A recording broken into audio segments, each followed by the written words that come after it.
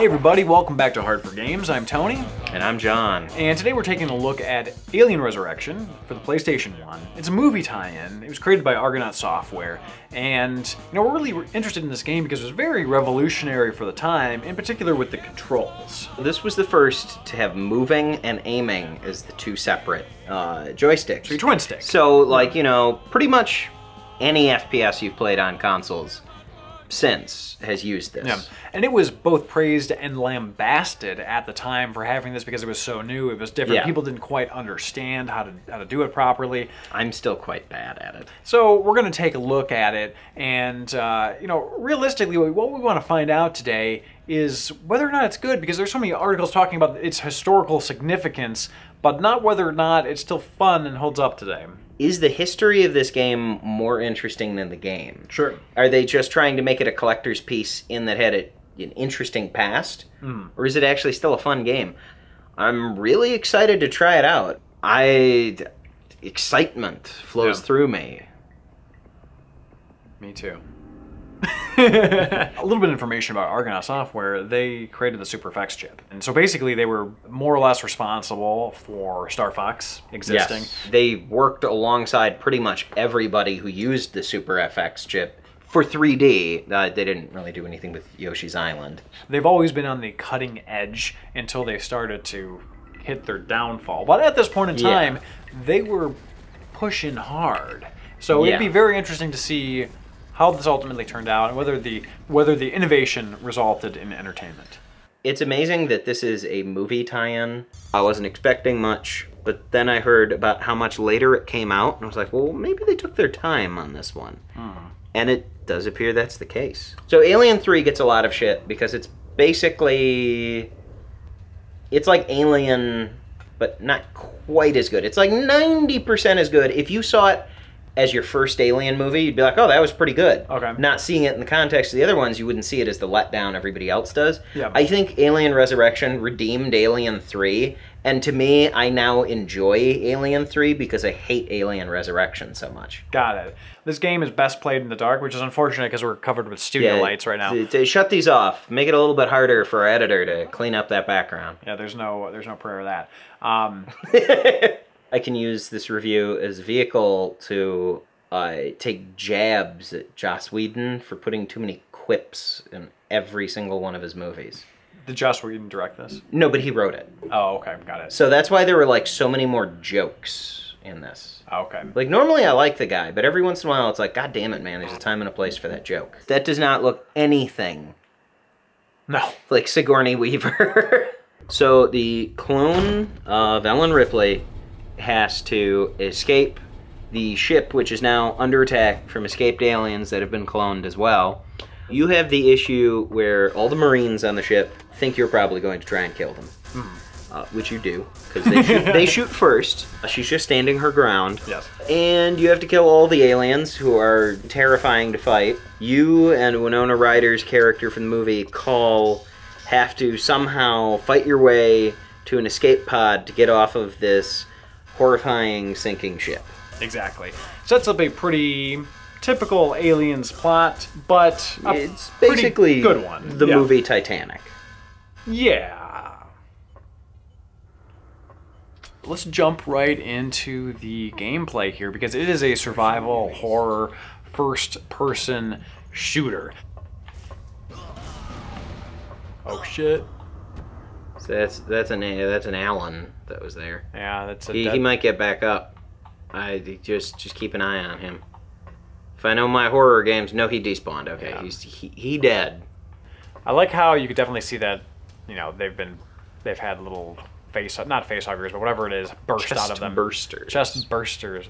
Basically, as you start off, you have nothing. You have to acquire your weapons, and like we mentioned, the controls really divided people initially because this set up the console controls for first-person shooters from this point on, essentially. But at first, a lot of people didn't know what to make of them, but were they smooth enough to begin with? At default settings, I would say I didn't like them.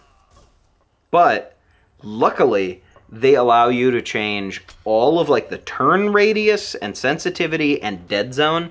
And I really felt the only thing you needed to do was turn that dead zone down. Otherwise, you were jerking around. Like you'll notice some of the early footage of Tony, it seems really jerky because he kind of had to over adjust. Yeah. And when I turned the dead zone down, like you could get some finesse, you could track people. Yeah. It was a lot better. So the default on that was a bit high, but hey, it was a new thing to do. Yes. You gotta shoot back. Whoa! You gotta aim. I'm trying. It's a little rougher than I'm used to. Show him who's boss. This is your house. There's my house, motherfucker. Oh my god, look how much damage he did. Now left. Left. There. There's the door. Oh, me. Thanks, John. Worth it. Shotgun. Shotgun. Hells yes. But aside from the controls, I thought that it was, you know, pretty typical first-person shooter, but that added horror element was really nice. The sound is really good, especially when you're playing as Call, and you start to hear that BDD, BDD, BDD, BDD. Like that's that sound that they came up with for aliens on the little radar as they're coming, was absolutely amazing. It's the most innocuous sound, but it scares the shit out of you. Yeah.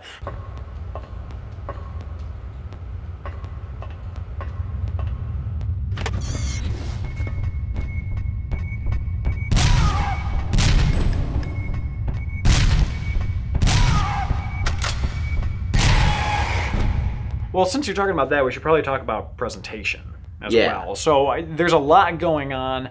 I would say, before we even talk about the graphics, the sound design. Well, now, there's the radar that you mentioned, but the sound design is very industrial. Every footstep sounds like it might be your last. There's a lot of screaming and horror going on in the distance. There isn't just constant background music. Sometimes it's just like a silence with like grinding sounds.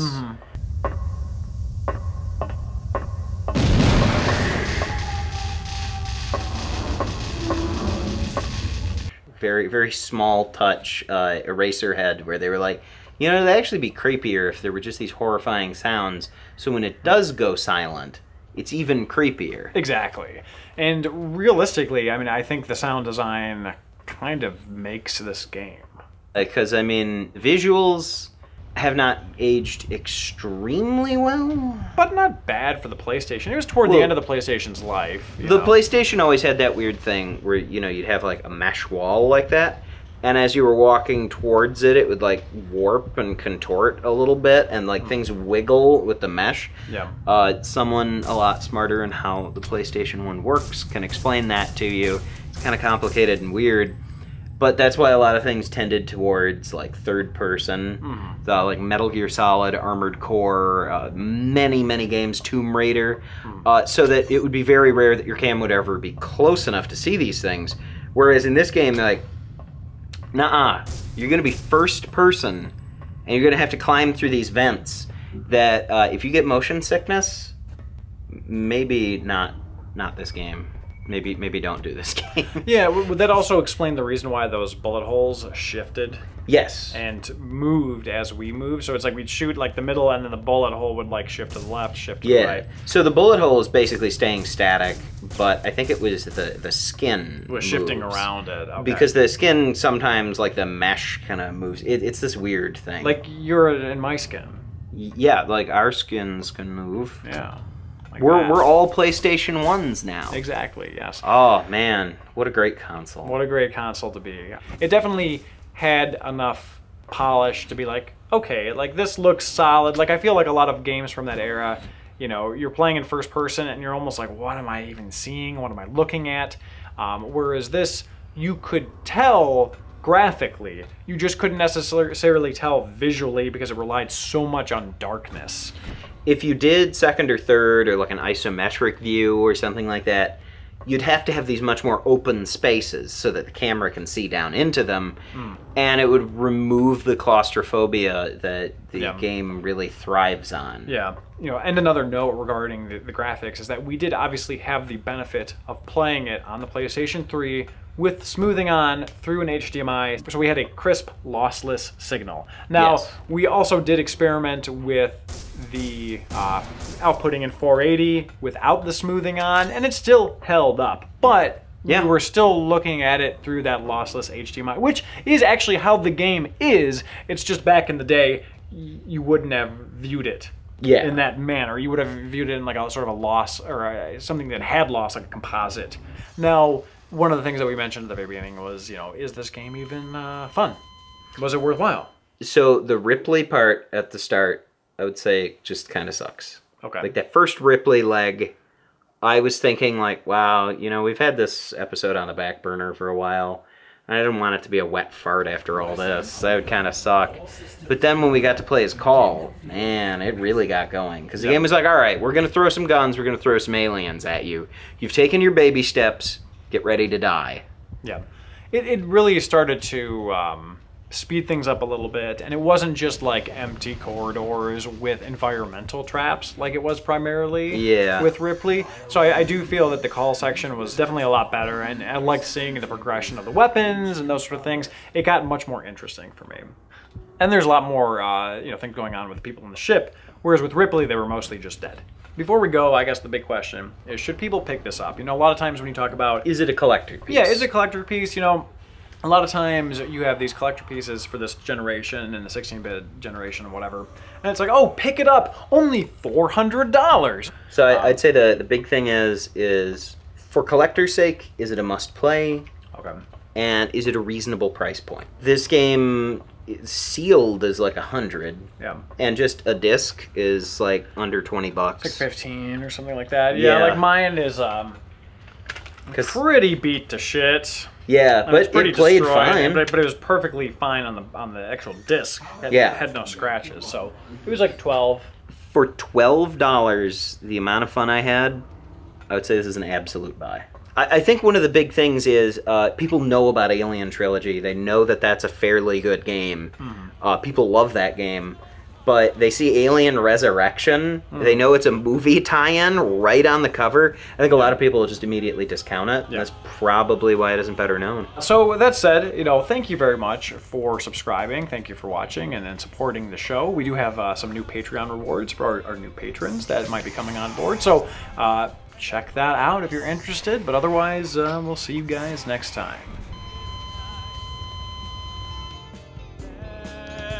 Thank you again for watching. If you enjoyed this video, feel free to give it a like and a share, and we will see you guys next time.